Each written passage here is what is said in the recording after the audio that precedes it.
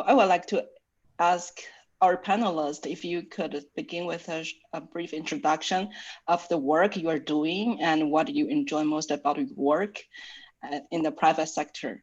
And after that, we will open up to questions by the attendees in the chat. And you can also raise your hand via the reaction button, like on the raise hand, and ask your question loud. And Lucas will coordinate with the questions in the Q&A sessions. So maybe we can start with Alicia. Yeah, so thanks for inviting me. And I think I was at this 2 years ago, and Sarah, you were there too, right? Yep. Yeah. So that was great, and I'm glad to be back. And actually, I've changed positions since I was there 2 years ago, so I'll give you guys an update on that. So right now, my position is of head of research at a startup here in Boulder called Fabric Financial, excuse me. So it's a financial risk company, and we focus on developing a risk management platform that's used by retail investors and also institutional investors. So just to give you guys a background about what that means, retail investors are people like you and me, or people who have 401ks, et cetera. Maybe they work with wealth managers. And institutional customers are things like pension plans or sort of large scale institutions. So those are the two types of clients that we work with here. And we're a relatively small company. So it's a startup, it's a team of about 15 people. That includes folks that work on product design and marketing, software engineering, user experience design, and also financial modeling, which is the piece that I'm head of, that research team. And so our research team, which is only about 5 people here, we focus on doing agent-based modeling, which is not uncommon for financial modeling, but is a bit on the vanguard there. And also what's called financial factor modeling, which is something you may or may not have ever heard of. And also we are beginning the process of integrating ESG and climate risk data into our platform. So that's an effort that's really near and dear to my heart here. And I've been here for about 18 months. Prior to that, I worked at a company called Jupiter Intelligence, also here in Boulder.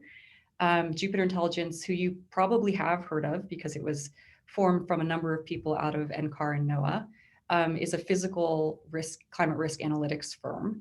And for example, the company that I'm at now, we would, for example, partner with someone like Jupiter. So there's sort of a natural affinity between where I am now and where I was at Jupiter.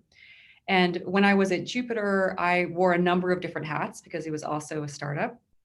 And when I first came on board there, I was coming right out of NCAR, and I was doing a lot of really just the down and dirty modeling that needed to be done. And then over time, kind of evolved into being the lead scientist on one of their products called the Flood Score Planning product. They have a number of different product lines. And also I directed their internal and external research program, which means directing the engagement that they had with the academic research sector and that community. So I was there for about 2 years. And then prior to joining Jupiter, I was at NCAR for about 12 years. I was a postdoc there. I was a project scientist, 1 and then 2. And my focus when I was at NCAR was on the global ocean data assimilation, global coupled data assimilation, and also working on AMOC predictability and decadal predictability in general. So that's my path to where I am now. Do you want to go around from there, or do you want me to talk about what I enjoy about the private sector? Yes, you can continue. What do you enjoy about? What do I enjoy? So I enjoy a lot of things. So, to be honest, I miss a lot of things about the academic environment, no question. What I really enjoy about having moved into the private sector, and I think this is probably especially because I've worked in 2 startups, is I feel like I really thrive with the novelty of the day-to-day. So I have really enjoyed working in a discipline outside of what I did for 12 years at NCAR. I enjoy now learning about what's happening with financial modeling, and especially how the financial sector is starting to integrate climate data. I love getting to work with folks who have expertise outside of science, so people who are experts in marketing and branding and business, and that exposure to different types of expertise that I wasn't getting when I was a scientist. So I think in general, I find that the novelty the newness of experience, the sense that the world is sort of wide open, there's a lot of different paths, is my favorite part about being in the private sector. Okay, thank you, Alicia. It sounds very exciting to enjoy these novelties. So next up, Sarah, if you could introduce what you do and you enjoy the most about your job. Sure. So I'm a research scientist at SPEC, which any of you that have much experience with atmospheric science fieldwork have probably come across SPEC at some point. We design and develop instrumentation that measures the cloud particles, counts how many concentration, size, shape, whatnot of ice particles and raindrops. We have our own research aircraft, which we use out in the field on a lot of the projects. We also install our instruments on various aircraft with NASA, NOAA, NCAR. And so we participate in a lot of the large projects that you'll see NCAR, NOAA, or different universities participating in. There are not often very many private companies that are involved with that, so it is kind of a very niche thing. But my focus is cloud physics. One of the things that I really like about my job is, as Alicia said, the kind of novelty and variability in the day-to-day. I have the opportunity to wear a lot of different hats because we are a small company. We are, I think, currently around 16 with about 5 PhDs. Some of those PhDs are more on the instrumentation side, instrumentation development. Some of them are more on the software development. I am one of the few who actually go into the field and collect data, analyze the data, write papers, very similar to what you would do as a research scientist at, more at a place that's more of a research institution. But I really enjoy the field work. I enjoy the variability in the day-to-day. I enjoy the ability to learn new things. I started out in oceanography in graduate school, and I did a postdoc with the Naval Research Lab down on the Gulf Coast. And then I switched over to atmospheric science when I took my job at my current company, and I've been there for about 9 years. So I'd welcome any questions you have. Thank you, Sarah. It's good to hear that we can still do the field experiment in the private sector, because I was thinking we can only do it in academic. So it's good to know about that. And now, Frederick, welcome to NCAR, and please go ahead and introduce yourself. Yeah, thank you, Yarchan. Well, my current position is as a research scientist at the Atmospheric and Space Technology Research Associates, or ASTRA. And that's a space and defense company just outside of Boulder in the Louisville, Colorado area. And I was an ASP postdoc until last year. In fact, I transitioned in my current position in August last year. Astra is a small company, but has really grown significantly in the past few years. And it has an engineering team and a science team in it. It started off by doing a lot of engineering projects, but also linked into science objectives. And it has capabilities to do both the fundamental research as well as more applied research. So the company really is divided between the science team and the engineering team at the moment. And it has approximately 100 employees or so. But it really grew in the last couple of years from only 20 or so people to over 100. And in fact, in the process, we moved from Boulder to Louisville, and now the company is talking about moving again to a bigger facility to accommodate a lot of the staff that would come back, after the pandemic is, at least most of the staff has been vaccinated. And I would say that a lot of my work really is not that different than what it used to be a year ago, except in the sense that I still get involved in a lot of proposal writing, which I started to really enjoy in some respect. and also working on data analysis and presenting the material on conferences and writing also journal publications and so on. One of the projects that I'm currently working on is a Mars data analysis project funded by NASA that looks at coupling of waves in Mars upper atmosphere. And I actually had that funded as an ASP postdoc, and I transferred that award to Astra just a few months ago. And it's a 3-year effort. And I also recently just got a 3-year National Science Foundation grant funded, where we are looking at coupling of different regions of the Earth's atmosphere. I'm also involved in the ICON and MAVEN satellite missions, and I'm involved in other, as COI in other projects.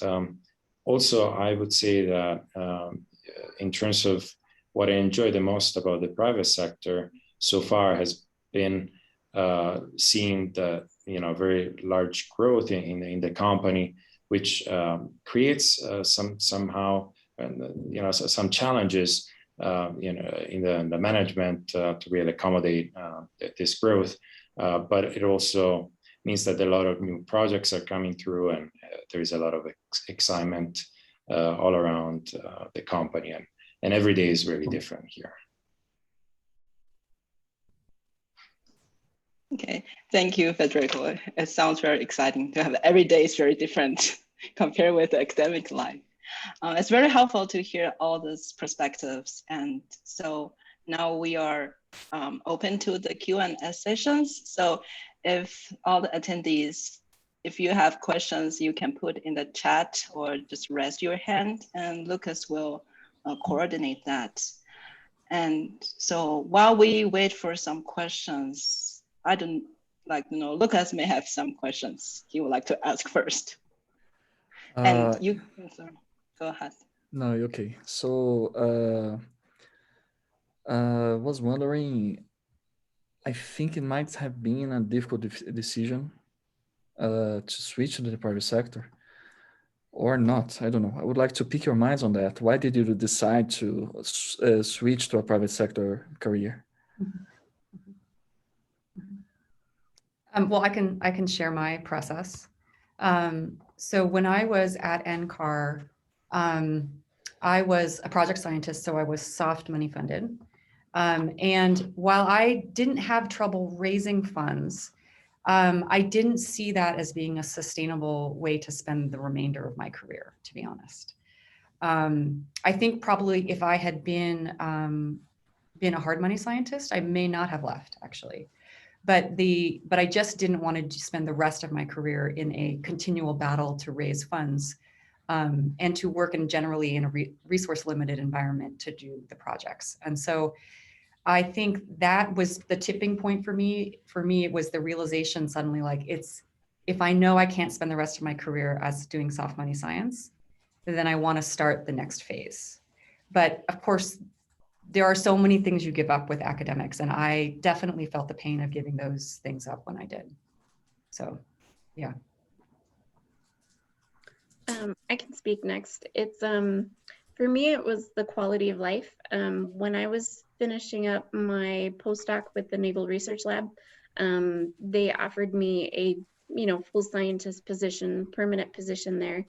But for me, I'm originally from Colorado. I moved to University of Miami for grad school, and then New Orleans area for my postdoc.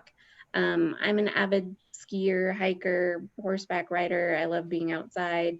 And though I enjoyed my time on the Gulf Coast, for me, it wasn't a place that I wanted to live long-term because there isn't the outdoors that there is here. So for me, it was a lot more about location and moving back. I've got family here. So I was looking for something that would bring me back to the area where I knew that I would enjoy my free time more. And in my searches, I was also considering government labs and whatnot. But I came across this position, and my current boss was willing to take a risk on me switching over from oceanography to atmospheric science, which obviously those of you who are around the Boulder area, you know that there's some research being done in oceanography, but there's a much larger focus on atmospheric science. And so the fact that he was willing to take a risk on letting me learn that, come up to speed on that learning curve of switching from oceanographic physics to atmospheric physics, I mean, it was just kind of a no-brainer. Yeah, and I would say that for me, it has also been in part, like Sarah said, wanting to stay in the Boulder, general Boulder, Colorado area. Although I'm not from Boulder, I lived in Boulder for 10 years or so. So that was one of the drivers for me. But also just to explore, what the private sector really, kind of a change, as you get your PhD and you get your postdoc and so it's seen a different environment, but also in my case, still retaining a lot of those academic duties in terms of grant writing and publishing papers, doing your research. So that kind of that kind of opportunity was afforded to me by joining Astra. And also, as I said, the space weather in general is a field that is growing significantly in the government. There is a lot of new companies that were started in the past few years, and so there is a lot of excitement there. And I thought to just be part of it, really. Okay, thank you everyone. It's very interesting, very useful too. Could I want to just mention something that you haven't asked, but it was on my mind, so I just want to put it out there if you don't mind. So when I was at NCAR and even getting my PhD, et cetera, there were people who moved from being climate modelers into the financial sector. That sort of path has always been there, and I'm sure many of you know that. What's changed in the last year, which you may or may not be tied into, is that more and more people are being drawn out of the atmospheric, climate, oceanic sciences into finance for their disciplinary expertise, not just for their quantitative skills. And that's been a real shift that has really, showed up in terms of job openings in really only the last 6 months or so. Huge acceleration in financial and not just financial sector, but also in the insurance sector and in also for consulting, wanting folks with your backgrounds and expecting them to bring their climate and physical science fluency, not just their analytic skills.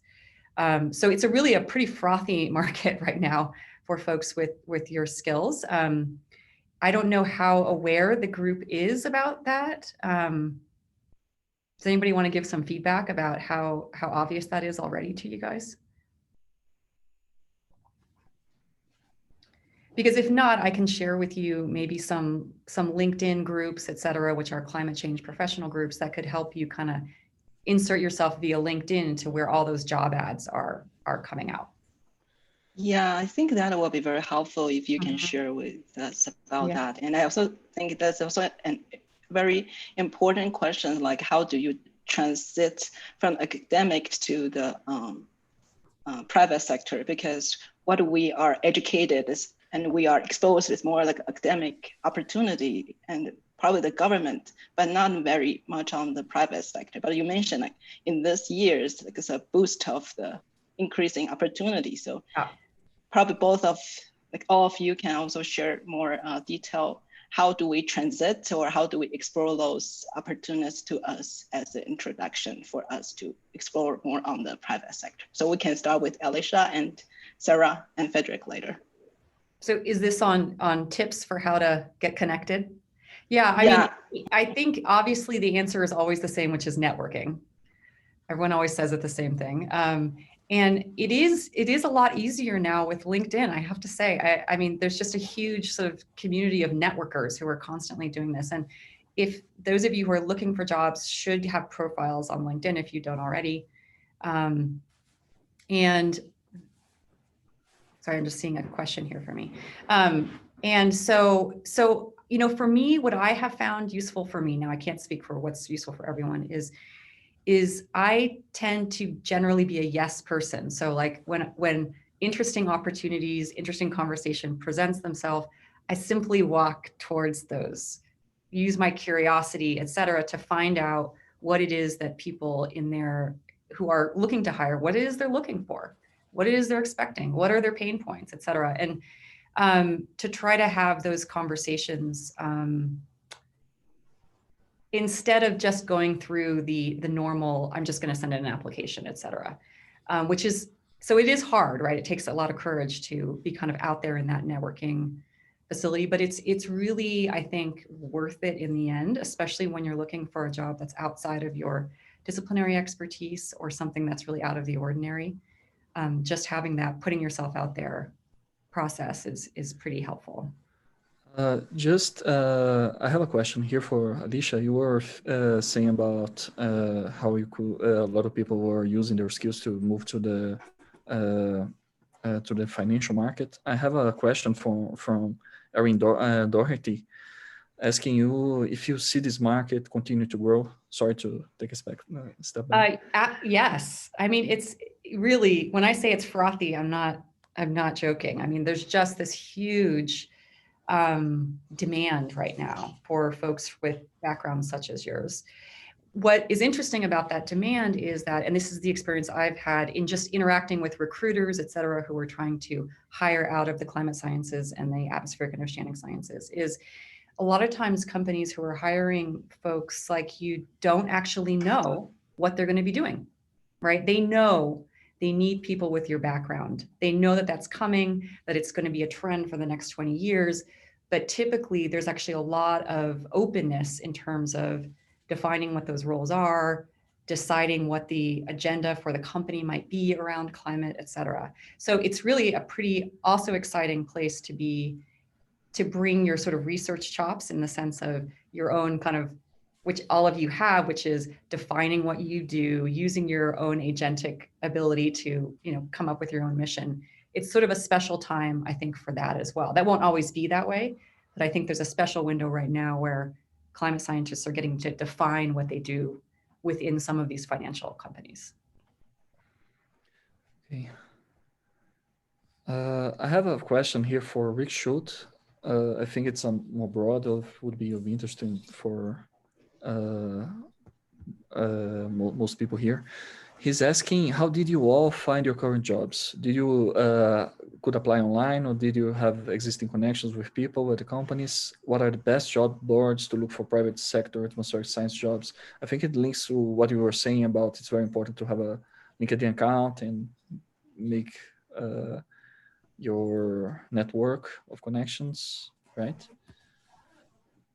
Yes, maybe I can pitch in here. I would say that one should certainly leverage all the networking opportunities that one has, and particular as an ASP postdoc, but in general, as a postdoc, I think one generally has a lot of freedom, and I think part of that time should be also spent, in working on a LinkedIn profile and attending, of course, conferences, colloquia, and workshops, and just start talking to people, and also leveraging perhaps some of the friendships that one has made, through graduate school or, at any point in time, and start seeing what, that can bring in terms of introductions to some of the hiring managers, and in terms of interviewing, I think that's a very important process,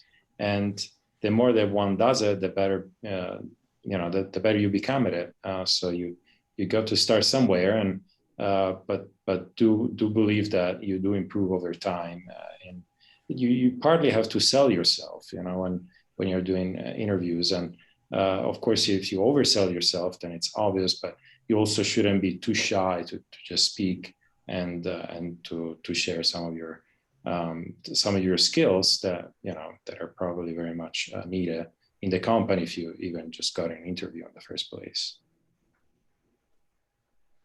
Yeah, I would definitely agree with what both of Alicia and Federico have said. My current position, I actually came across a posting on the AMS boards, I think, that my boss was looking for someone.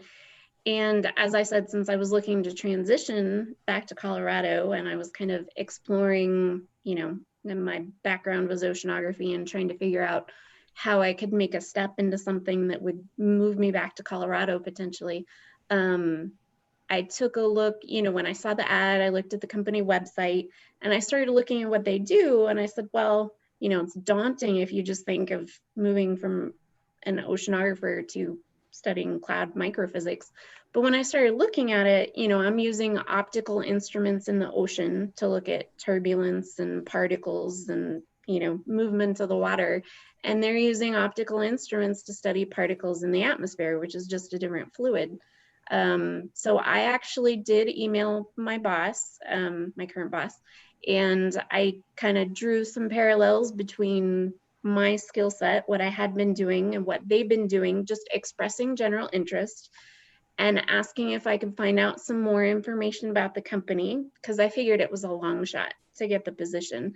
And I said, hey, I'm going to be home for Christmas break to visit my folks. Could I come by the company and just find out more about what you do and maybe explore if there might be possibility for employment down the road? And he said, yeah, sure, stop on by. And in the meantime, he kind of looked into my background and found out that a professor that I had TA'd for at University of Miami, he knew her because they'd worked together on field projects. And so he asked if I could use, or if he could ask her about a reference for me. And I said, yeah, sure. And apparently she gave me a glowing recommendation. And so through that network of a mutual colleague, it really tilted the scales toward me, and he decided after meeting me that he was willing to take a risk. And of course, the me stopping by for a visit to find out more about the company, of course, always be prepared, because it turned directly into an interview with a job offer at the end of the interview. So don't be afraid to ask questions, don't be afraid to set up appointments, and definitely work on that networking. If you guys are not already, the women in the group, if you're not already part of the Earth Science Women's Network, I would really recommend you look into it, ESWN. They've got a network across the country of women in all sorts of earth sciences, and they do different professional development workshops and whatnot. And it's been a great resource for expanding my network and kind of helping people find positions, and even just leading to new field projects, networking at conferences, because it's not always just bringing in a new job. I've brought in contracts for our company by meeting people at conferences and just starting discussions about our mutual research interests. So definitely don't be afraid to just explore possibilities. It doesn't necessarily have to be like a preformed, set opportunity. And that goes for postdocs as well. I mean, private companies do also hire postdocs. We've got one right now who's helping develop some of our software. And we've got another research scientist who started out as a postdoc at our company. I think this links with Dan D'Amico question. There are previous questions. I'll go back to those. But he's saying that I have limited experience with the private sector, but I am on the job market and I have hit several private sector positions. And I feel the opposite, that I'm slightly boxed into climate and modeling, as those are the only positions that I have moved into the interview phase. Am I just searching for the wrong positions? I think we discussed about this, like should try to broaden your search to look for different positions. Can you guys weigh in on this? Is the desire here to not be a climate, not work in climate, and he's getting boxed in? Is that the? I understood that he feels like pretty looking only for climate and modeling positions, and feels that his skills cannot be applied to other positions. Well, that, I guess I'm not sure what the other positions are, but I mean, one thing that might be a general comment about that is that I find is that people who are coming out of a research environment, there is a tendency, which is very natural, to emphasize your disciplinary expertise. And because that's what we do in science, right? That makes perfect sense. And when you do that, the signal you're sending is, and I want to keep working in that discipline. Whereas if you're instead emphasizing the skill sets, right, then it's sending a different signal, which is, I have these broad capacities, I have these different things. And so that may be one tip. I don't know the details if that's something he's already been doing or.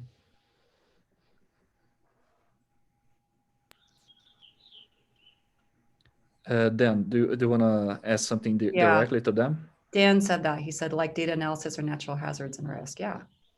For example, yeah. Yeah. Yeah. Hi. Sorry, my cat's actually on my keyboard right now. Let me just get her out of here. Oh boy. Okay. All right. Yeah. So I've applied for several different positions, trying to emphasize, I have this broad background in sciences and all of that, and it just I haven't gotten any bites yet. Maybe it's just not. Maybe I'm just not networking well enough. But in my experience so far, I've just been a little bit boxed in. So, is your goal to work outside of the sciences? Well, really, I'm trying to be as broad as possible. So if I could work in the science, that would be great. Right. I understand that might not be realistic all the time. So that's kind of where I'm at. And I'm trying to stay broad, but not go too far beyond my qualifications. And that's where I think I'm struggling a little bit. Yeah. What can I just make one other comment, which is that lots of rejection is normal. I mean, that's actually the normal thing. So mostly in the process of looking for jobs that I've had, and I've moved a number of times now, is the expectation is that mostly you don't get the jobs that you want, or that you apply for, not that you want necessarily, right? And that you just sort of keeping fumbling through that process, doing the networking, making some tweaks to the resume, trying this, trying that, and just sort of feeling your way through. But the idea that there won't be disappointment is not realistic, right? Yeah, and I do get that too. So. Yeah. So some of it may just be a matter of timing and just continuing on the path. Well, thank you. That's helpful. I was gonna say, I think you also want to be careful though, not to present yourself as being too broad.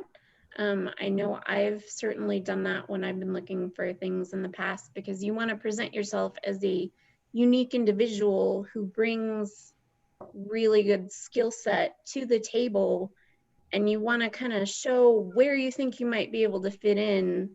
You want to try to do as much as you can to show that you're a good fit with the company and that you would be an asset to the company, not just here I am, I have good skills and I'm willing to do anything. There's a little bit, because you want to set yourself apart from the other people that are applying too. So it's kind of a balance of being flexible, but also being interesting and unique and showing your skill set, if that makes sense. Yeah, and to that, I would also add that, sometimes one has to leverage what your skill set might be to get in a certain position in a company, and then you can still, depending on the size of the company, usually there will be opportunities to maybe move around the company. So, I think you should leverage a lot of the,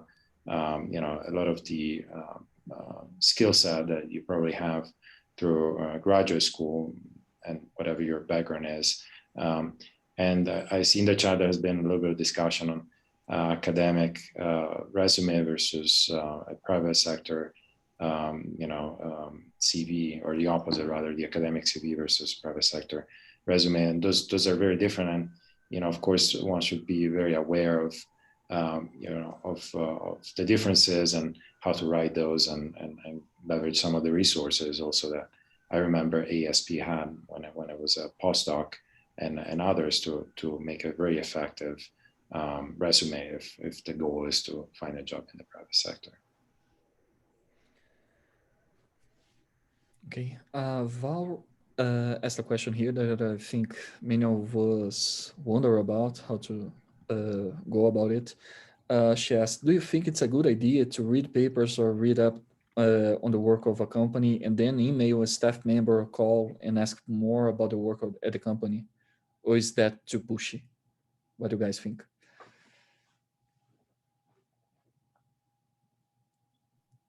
I think that can be fine. It probably depends on the type of company that you're working with. But say my company was founded in 2005 by, the CEO that was in previous to that job was a postdoc and was in academia. And so if you do ask him questions in terms of some of his academic work, he's going to be very interested in discussing that. But it might not be applicable to other companies. So in my case, it would be. I think there's a big element of that, which is just timing, which is something that you really can't know. I don't think it does any damage to do that and reach out, but it's also the case that if a company, they might actually find the way that you research them and the way that you present yourself very impressive, but if there's no opening, there's nothing to be done with that. And so that's why the importance of these making connections and then trying to keep those connections alive in some way helps with that timing issue, right? So that your name is sort of in there in people's minds so that when jobs open up, your name comes to their mind. Yeah, I would agree. And I would also say, if you're going to take that approach, again, don't be too general with it. Don't just write and say, I have an interest in your company. Can we talk? Because a lot of these people, especially like if it's a small business like ours, we've got a lot of tasks going on day to day. So you're a lot more likely, I think, to get a response if you're kind of specific. Like, I want to talk to you about, or I'm interested in this aspect of this paper. Could we potentially discuss research options moving forward or something? Not just a general interest, because people are very busy and you want to give them something narrow, easy to bite off, easy to focus on, that they can respond to you quickly and easily on. But on the other side of that too, like, I know my boss is crazy busy and he probably does get quite a few general interest emails. Don't be offended if you don't hear back, because that's a very real possibility. But if you try to make it easier to respond, you're probably, like, I'm more apt to respond if I can do it real quickly. Whereas if it's a big general question, I'm probably going to put it off a little bit until I have more time to sit down and write that bigger email. So it's definitely better if you can kind of focus or narrow it a little bit to specifics. Yeah. I think probably we can go back to some earlier questions from Ken and Yor. What are the biggest challenges with the private sector in general, and what are the things you wish were different about your careers, the private sectors?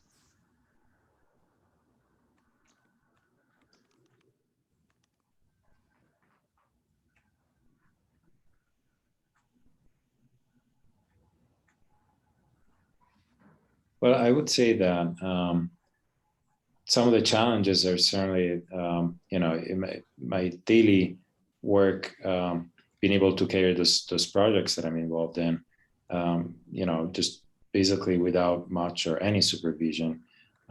So be able to really focus, and of course I have external collaborators, but be able to be the lead within my institution on those projects, and having no one to watch over, or even potentially give suggestions. Sometimes maybe they would, but really having an independence, which is very, very nice thing to have, of course, but it also creates some challenges, and so I would say that that's something that but it doesn't really have to pertain to the private sector. I would say that's in general a research issue, or something that you have to be to be able to work yourself around as a researcher.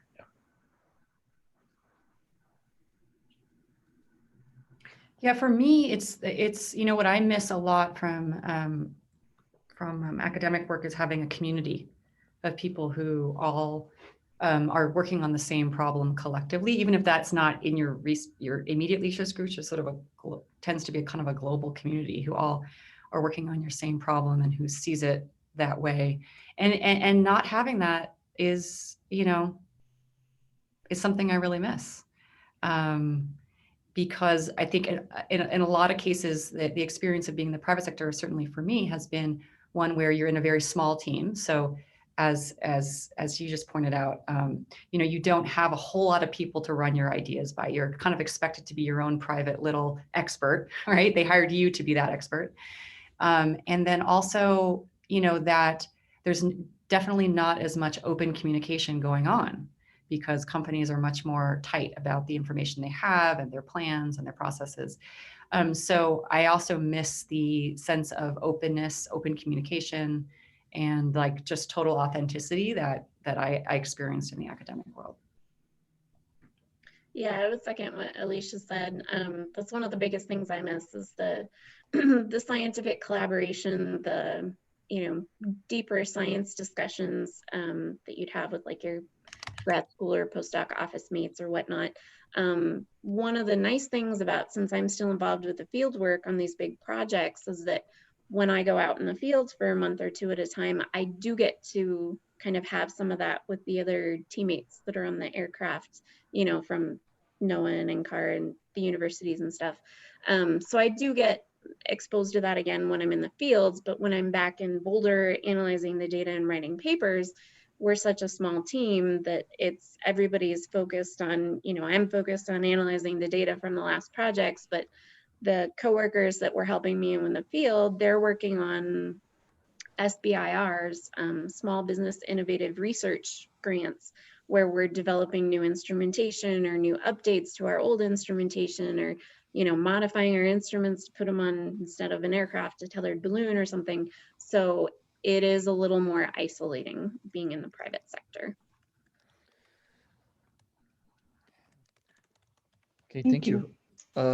Patrick Saylor asked, how about job stability? Do you feel different pressures to maintain your role at these companies? How does this compare to your experiences in academia? I think this links back to a previous question here that was asking about precisely this. Like was asking Alicia about, she was mentioned that she did not like the soft money situation.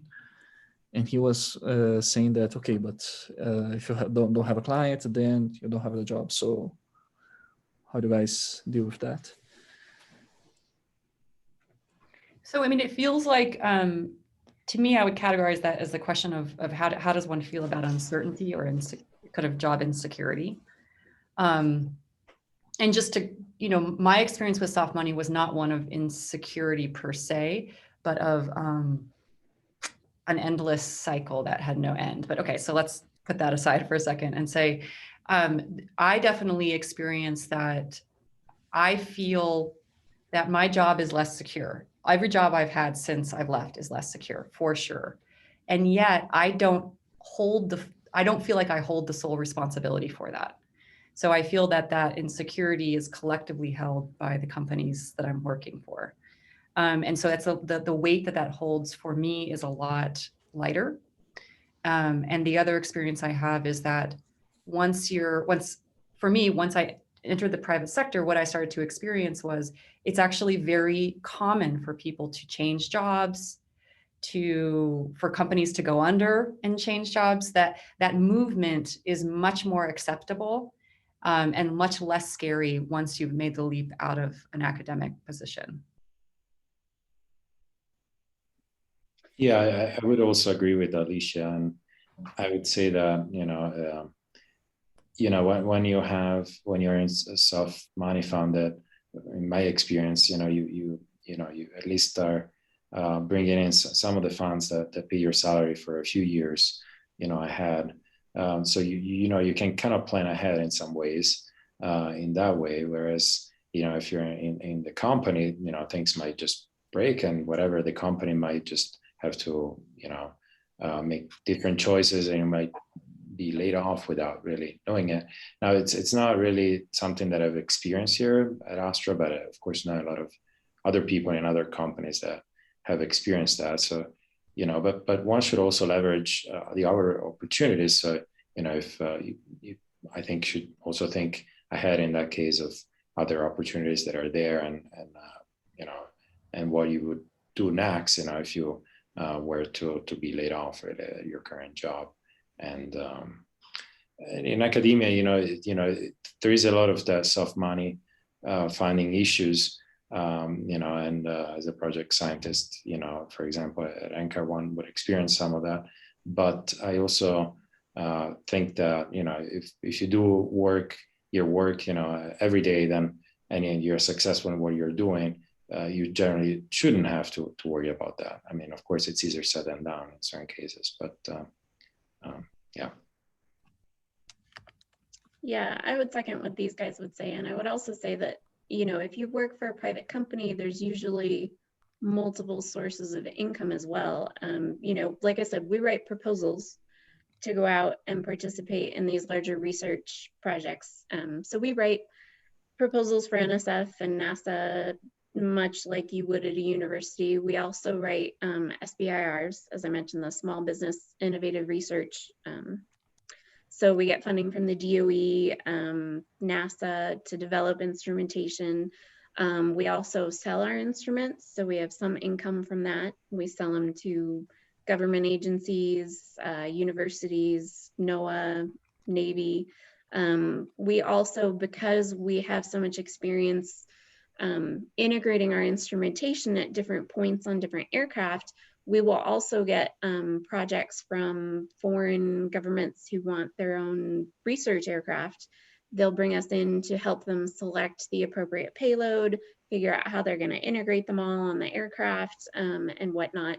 So there's a multitude of sources of where the funding comes from. So as far as funding, I would say it's fairly stable, at least where we're at. There are ups and downs, certainly. But I've seen others who have gotten laid off from small companies, and they've kept up their networks, and they've leveraged those networks to get contracting gigs in the interim until they find another permanent job, or they're constantly looking to see what the next opportunity they might want to take on is. As Alicia said, it's pretty common nowadays to switch jobs fairly frequently. So it's not like if you get a job at a small company or private industry that you're going to be necessarily married to it for the next 20, 30 years, because I think that's much less common these days. Okay, thanks. Next question by Cici Chen.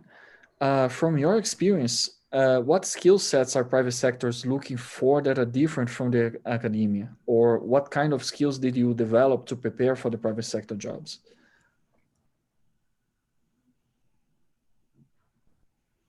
I would say one of the biggest skill sets at my company is adaptability. I mentioned that one of the things that I love about my job is you get to wear a lot of different hats, particularly in small companies. You are not going to only be doing one thing. You're going to be helping with a multitude of things.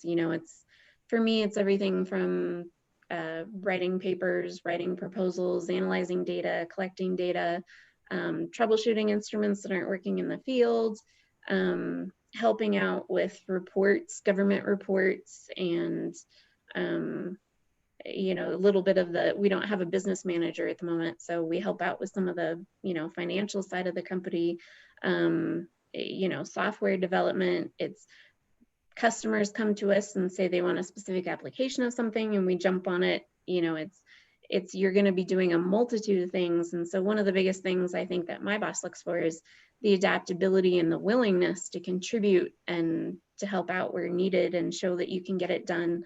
Identifying problems, because we need to know what those problems are before we can solve them. So trying to identify those problems and then helping solve them, because we've all got to have our hands in several different pots at once.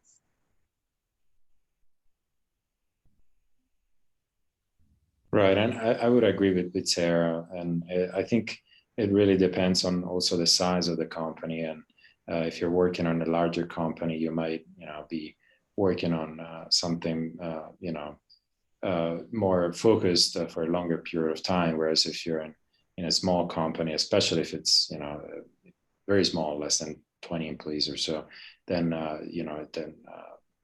you're probably exposed to a lot of different work, and that's a very good thing, because then you also start probably to understand it yourself and what you like most, and what you envision yourself in the longer term.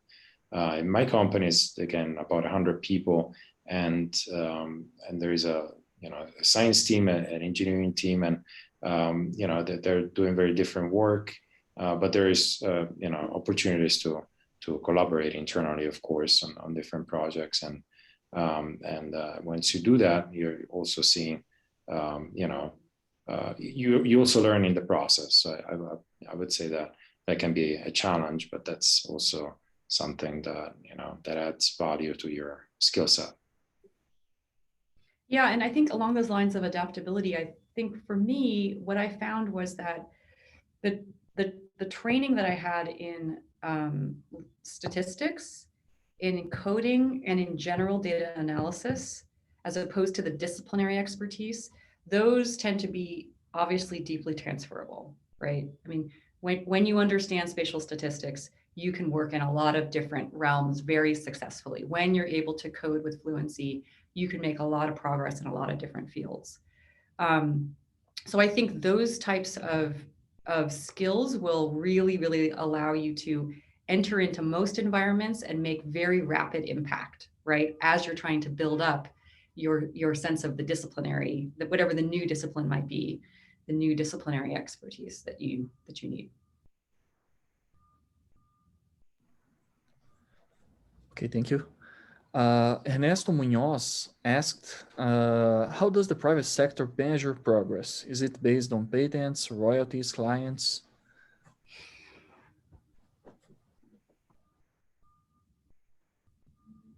I mean, I think the two companies I've been in, because they've both been startups, I would say there is no clear measurement of progress that's going on. I mean, the two companies that I've been at, we haven't even had formalized annual reviews, right? So I think that the answer to how progress is measured is going to be so company specific.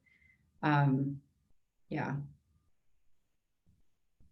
Yeah, I agree with Alicia. I would say that also here, we are, of course, there is HR tools that that are used to assess what the goals are, on a quarterly basis and longer term.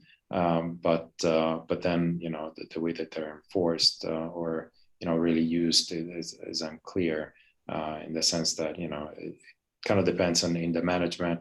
I think as far as I've seen, again, I've been a bit less than a year here, so it's not a long time, but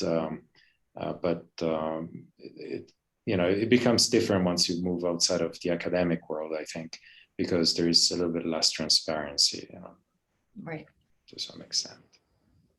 Yeah, I think it's probably very company specific, and also maybe a little bit the size of the company. Just knowing from my network, others who've worked for smaller businesses, there tends to be a little bit less structure as far as that goes. Whereas some of the larger companies, they will have more of a structure in place as far as, evaluations, raises, milestones, and mentoring programs and that type of thing too. But it very much depends on, I think, this specific company.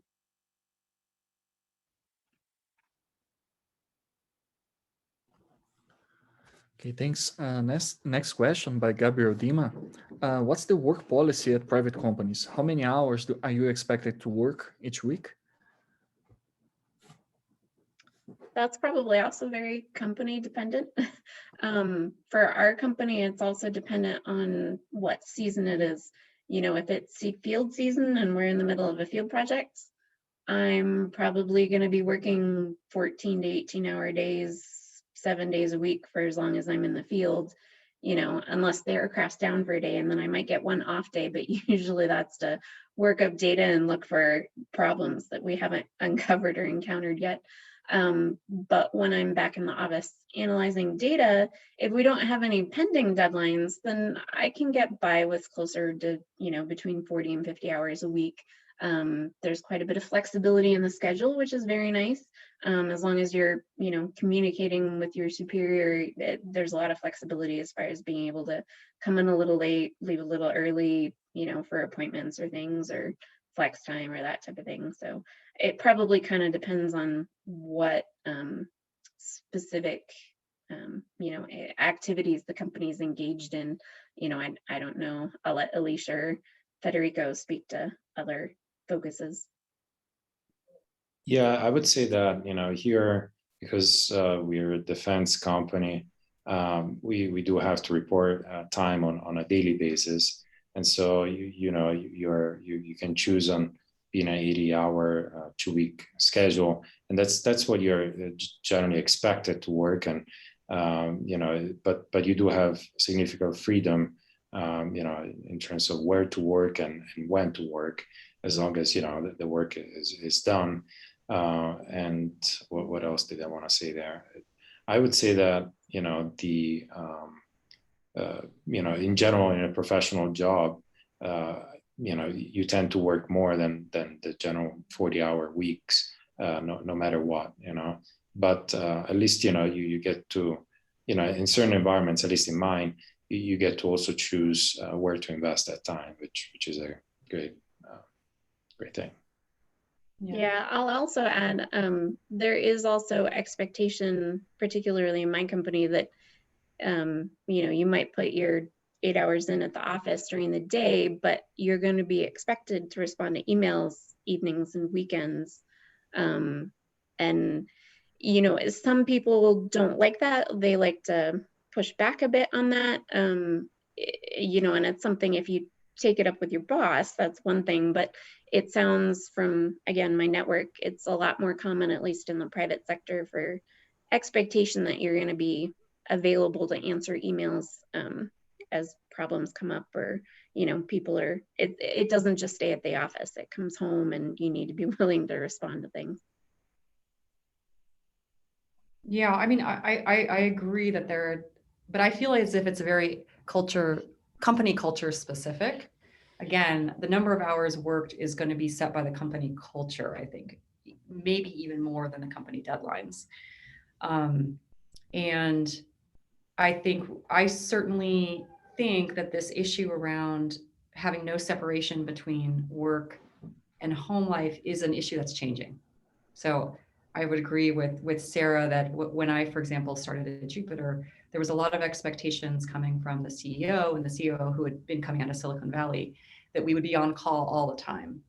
But that actually changed even in the course of the time I was there, because I think things are just changing. People are not willing to do that as much as they were even 5 years ago. So I think you can kind of expect to see a little better life balance moving forward. And it's also, you know, it's kind of a personal, as Alicia alluded to, it's kind of a personal decision too.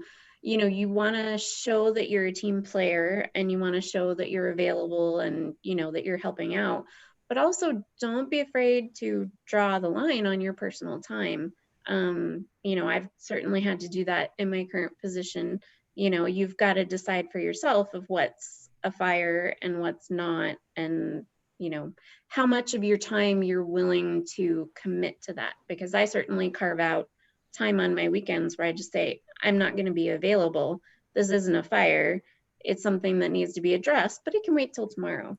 And when you're interviewing with these companies, you want to be, you know, polite and considerate in the way that you phrase sort of work-life balance questions, particularly with the person in charge of the hiring. But another advantage of working on that network is don't be afraid to contact some of the other scientists at the company or modelers at the company and kind of say, hey, can we have a virtual coffee or meet for coffee and chat about the, you know, the culture, what is the work culture there? because sometimes the hiring entities won't always be totally upfront with exactly what their expectations or their policies are. So you need to do your homework when you're interviewing to make sure that it's not only are you a good fit for the company, but is the company a good fit for you? Let's see. Actually, I do have a question about that. Like you were talking about work-life balance. And, do you feel that's different from academia? It's better, it's harder? What do you guys think? I would say in my case is I so far it doesn't feel as different as before. You know, of course, it's a much more fast-paced environment that used to be NCAR. So you know things do change, and when you write, say, a paper, you don't no longer have months to do it, but you feel pressure to do it on quicker schedule. But again, as I said before, I think you do have to, or to want to have certain develop certain habits, and also be able to like know what kind of email gets sent out at 11 p.m. and needs to be answered at 11:01, perhaps, and other emails that might wait till the next day, or depending on other commitments, and so on and so forth. So you do have to develop your own habits with that, I think.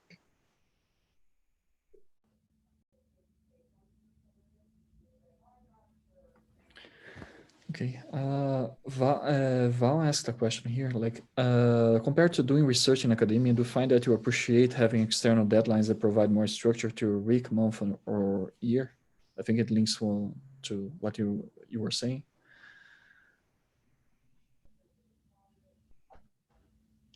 I think it can be both a blessing and a curse at times, because like at our company, we might have, 3 or 4 major scientific proposals that we're working on, and maybe, a couple of SBIRs and customer requests and different things. So there's certainly a lot more deadlines than what I encountered in academia. Which it's nice to have those benchmarks to push the work forward. And you can't always say, well, let me continue ruminating on this. You've got to learn when to call good enough, and that's certainly helpful. But it also can make it a challenge when all of those deadlines kind of come together in the Bermuda Triangle all at once, and you've got to meet all of these different, the customer deadlines and the SBIRs and the reports and what your boss wants and other customers want. And so it can be challenging, but it also makes it kind of interesting and contributes to that interesting challenges day to day that keeps the job enticing. Okay, thank you. Gabriel Dima, he asked a follow-up question. Do you feel you get better compensation in the private sector? Yeah. I think I think that would be a reasonable expectation in general. Mm-hmm. Yeah, I would agree. And in terms of benefits and how those are accounted for, that might be slightly different, but I would say that tends to be true from my experience. Yeah, I'd agree. Now I have a question. I would like to know if the private sector in the US is receptive, how receptive it is to non-US nationals, to foreigners. I mean, we at the current company that I'm at, we work with people who aren't US citizens all the time and just work through the visa process. Mm-hmm. So, my experience with that so far has been that if the company has experience working in that process, the process of getting visas, et cetera, and is comfortable with that, it's sort of a non-issue. For companies that have never gone through that experience, that would have to be a pretty small company, that might actually be a problem for them because they simply don't know how to move through the process. But I would say that the issue with it seems to be more, in my experience, procedural. It's about the fact that there's a kind of a logistical barrier as opposed to anything other than that. Right, and I would agree.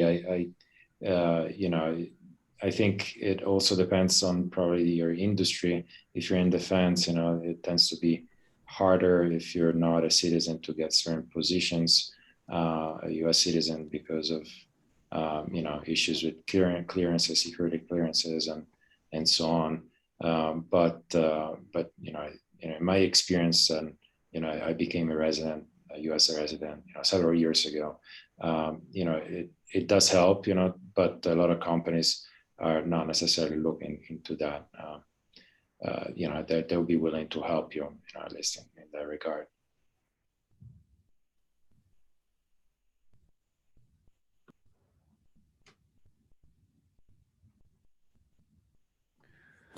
Okay, does anyone has any more questions? Burning questions that you want to see answered?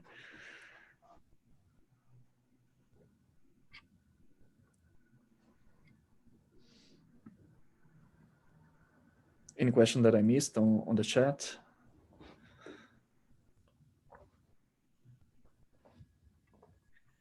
Last question by Vol. Are you glad that you made the change to the private sector? I mean, I am glad. Again, I would say it with knowing that it was a lot to give up too. So it's not without, you know, but overall, my feeling is that the world got sort of wider and more expansive and exciting by making that change. And on balance, that was worth it for me. Yeah, I am as well. You know, I like my flexibility. I like my quality of life. I will say one thing I think we touched on in the couple of years ago thing that we didn't touch on today was there was a question of how easy it is to go back to academia if you go into the private sector. And I will say that if that is something you want to consider down the road, you know, do make sure that you are keeping up your opportunity to develop those applicable skills like proposal writing and getting your name on papers. And, you know, I'm still able to publish quite a bit being in the private sector, but I don't have to either. That's a choice. You know, I contribute to a lot of papers, but I don't necessarily have to author first author papers if I don't want to, because it's not a big benchmark. But if you think you might want to switch back to a government lab or academia down the road, you know, that is still an option. Just make sure that you're keeping up applicable skills and networking, of course. Yeah, I would certainly agree with that. I also in my case, you know, still there's proposal writing and writing papers, and you know, kind of keeping up connections with the academic world, and that's you know, because you never know. But right now, I'm very happy in my position. Okay, thank you, everyone. I'm receiving messages here asking if you would be willing to share your emails afterwards so the audience can get in touch directly with you with questions. Yeah, sure. And then I would yeah, encourage you to connect with me on LinkedIn too, and we can chat on that as well. Yeah, and same email or LinkedIn. I will also mention, I don't think it's really applicable for this group, but if there's anyone out there with a background in electrical engineering, we are currently looking for an electrical engineer with atmospheric science experience. That's up on the website. And same for me, we are expanding and you know, looking at new engineers to join our team. So feel free to reach out to me, and you can find out more about the company. Just, you know, looking it up on Google. Mm-hmm. Okay, thank you very much, everyone. That's been very helpful. That's been great. Just to remind that we are planning to make the recording available to internal NCAR staff. The links for the videos should be up by the end of June. And thank you so much for this, for agreeing to participate. Thanks. Yeah, Thank you. That was really excellent. Thank you all so much. Thank you, everyone. Bye-bye. Bye, see you. Lots of thank yous in the chat. Yeah, thanks a lot. That is very helpful to know all the ups and downs and opportunities. Mhm. Glad it's helpful. Yeah. Yeah. Bye-bye, guys. Okay, bye-bye. See you. Bye. Thank Okay, you thank so you. much for Bye-bye.